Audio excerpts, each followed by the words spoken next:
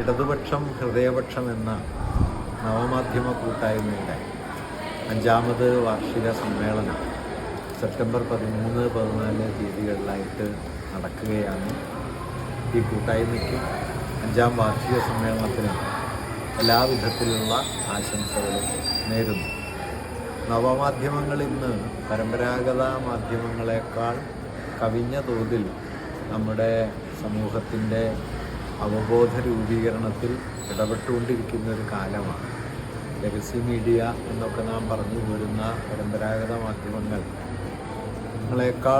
ശക്തമായ സ്വാധീനം നവമാധ്യമങ്ങൾ ഇന്ന് ചെലുത്തുന്നുണ്ട്.